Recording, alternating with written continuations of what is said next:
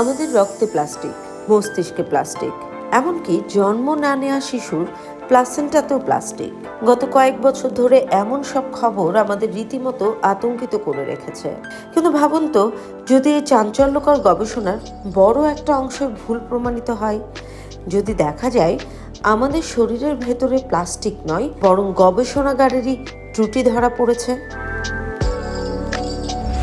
সম্প্রতি ব্রিটিশ দৈনিক the guardian একটি অনুসন্ধান চালিয়েছে, যাকে বলা হচ্ছে বিজ্ঞানের জগতের বোম ফাটানো খবর। একদল বিজ্ঞানী দাবি করেছেন মানুষের মস্তিষ্ক বা অন্ডকোষে প্লাস্টিক পাওয়ার যে দাবিগুলো করা হয়েছে তার অনেকগুলোই আসলে ত্রুটিপূর্ণ পদ্ধতির ফল।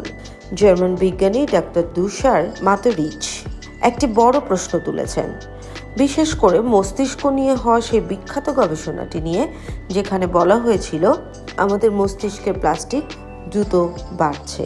মাতরিচ বলেছেন, মানুষের মস্তিষ্কের 60% চর্বি, আর এই চর্বি যখন ল্যাবে পরীক্ষা করা হয় তখন সেটি এমন সংকেত দেয় যা হুবহু দেখতে পলিথিনের মতো।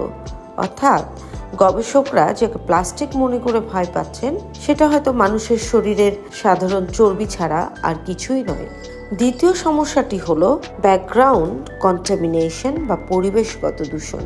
মাইক্রোপ্লাস্টিক কণাগুলো এতই ক্ষুদ্র যে বাতাসে ধুলো বা ল্যাবে ব্যবহৃত সরঞ্জাম থেকেও নমুনার ভেতর প্লাস্টিক ঢুকে যেতে পারে। সমালোচক বিজ্ঞানীরা বলছেন, অনেক গবেষণায় ব্ল্যাঙ্ক স্যাম্পল বা ফাঁকা নমুনা পরীক্ষা করা হয়নি।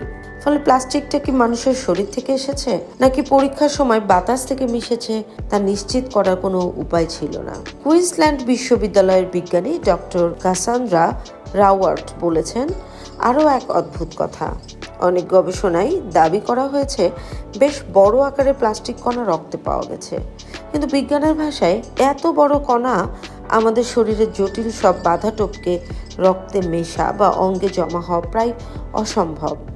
আসলে ন্যানো আকারের প্লাস্টিক শরীরে ঢুকতে পারে, কিন্তু বর্তমান প্রযুক্তি দিয়ে সেই ক্ষুদ্র ন্যানো প্লাস্টিক নির্ভুলভাবে মাপা এখনও চ্যালেঞ্জিং।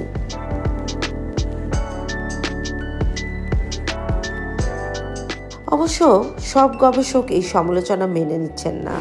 অধ্যাপক ম্যাথিউ ক্যাম্পেইন বলেছেন, এই গবেষণাগুলো একেবারে প্রাথমিক পর্যায়ে আছে, এখানে কোনো সুনির্দিষ্ট গাইডলাইন নেই, ভুল থেকে শিখেই বিজ্ঞান সামনের দিকে এগোয়।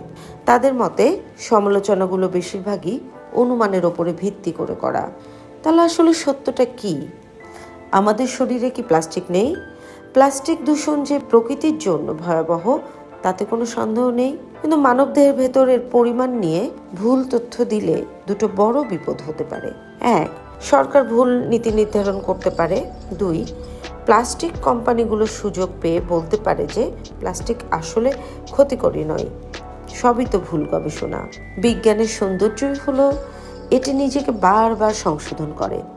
তবে এই বিতর্ক আমাদের মনে করিয়ে দেয়, অসাধারণ কোনো দাবি করার আগে তার পেছনে অসাধারণ প্রমাণেরও প্রয়োজন হয়। আমাদের শরীরের ভেতরে প্লাস্টিক কতটুকু আছে তা জানতে আমাদের হয়তো আরও উন্নত প্রযুক্তির জন্য অপেক্ষা করতে হবে। আপনার কি মনে হয় আমাদের জীবন থেকে কি প্লাস্টিক পুরোপুরি বাদ দেওয়া সম্ভব? কমেন্টে জানান।